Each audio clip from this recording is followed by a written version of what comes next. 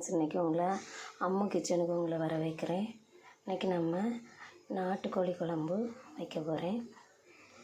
3/4 kilo நாட்டுக்கோழியை clean பண்ணி எடுத்து வச்சுருக்கேன். கொஞ்சமாக சின்ன வெங்காயம், இஞ்சி பூண்டு பேஸ்ட்டு, ஒரு 2 தக்காளி. குக்கரில் செய்ய போகிறேன். குக்கரில் ஒரு 2 ஸ்பூன் எண்ணெய் ஊற்றிக்கணும்.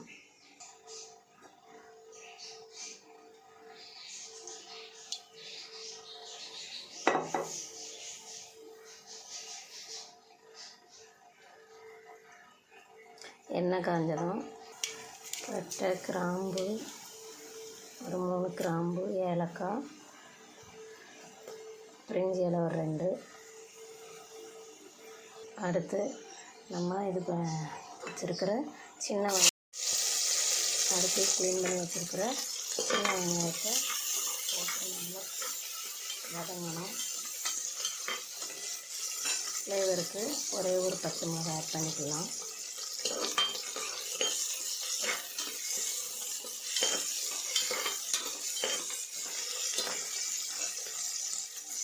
ஒரு ஸ்பூன் உப்பு சேர்த்து விடலாம். வெங்காயம் நல்லா வதங்கி வர்றதுக்காக சின்ன வெங்காயம் சேர்த்தா தான் குழம்பு நல்லா இருக்கும். இப்போ 2 டீஸ்பூன் இஞ்சி பூண்டு பேஸ்ட்டை ஆட் பண்ணுவோம்.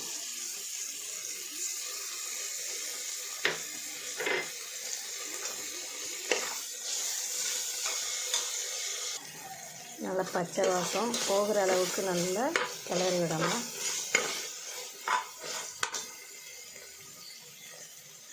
அடுத்து வெட்டி வச்சுருக்கிற 2 தக்காளி ஆட் பண்ணணும்.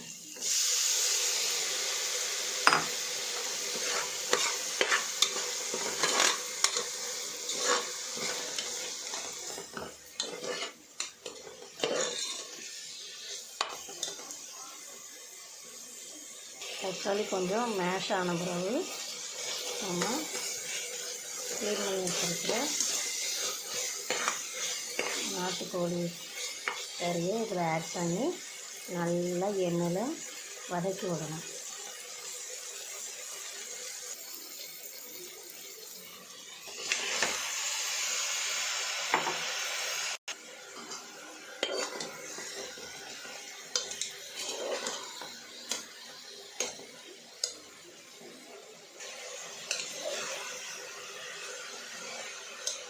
இப்போ அதில் ஒரு 1/4 டீஸ்பூன்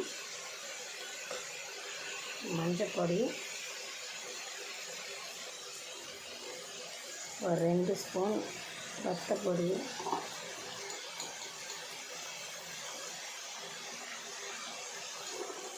ஒரு 2 ஸ்பூன் மல்லிப்பொடி ஆட் பண்ணி நல்லா கிளறி விடணும்.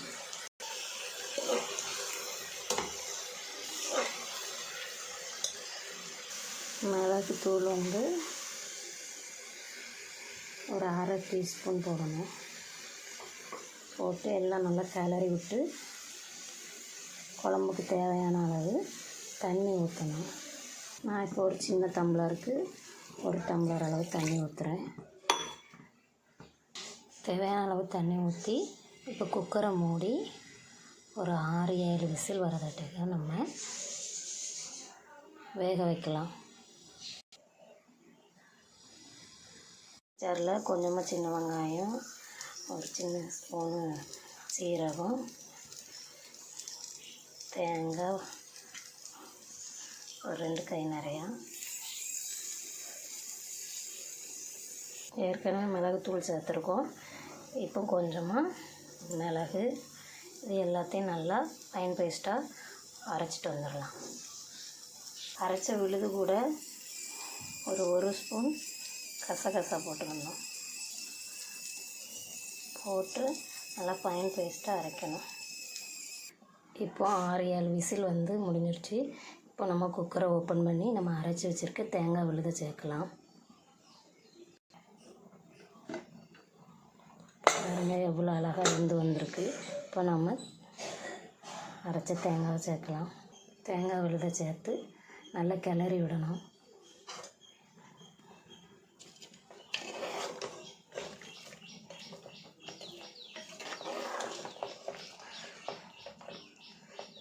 இது நல்ல ஒரு கொதி வந்த பிறகு ஃபைனலாக கொத்தமல்லி தழை தூவி இறக்கிடலாம்.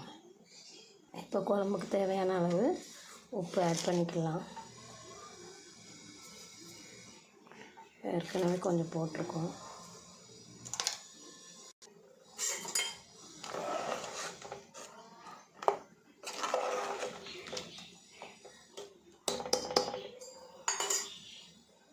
தேங்காய் போட்டு நல்லா கொதி வந்த பிறகு ஃபைனலாக கொத்தமல்லி தழை தூவி இறக்கிடலாம்.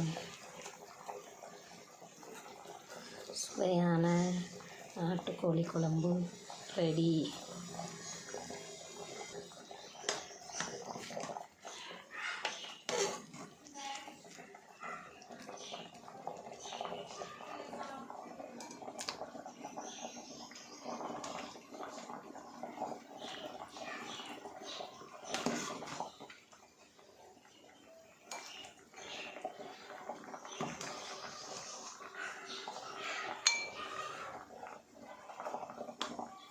சுவையான நாட்டுக்கோழி குழம்பு ரெடி. ஆவி பறக்கும் சுவையான நாட்டுக்கோழி குழம்பு ரெடி. இதை நம்ம சூடான சாதத்துடன் வச்சு சாப்பிடும்போது நல்லாயிருக்கும். நீங்களும் உங்கள் வீட்டில் செஞ்சு பார்த்துட்டு சொல்லுங்கள். தேங்க்யூ.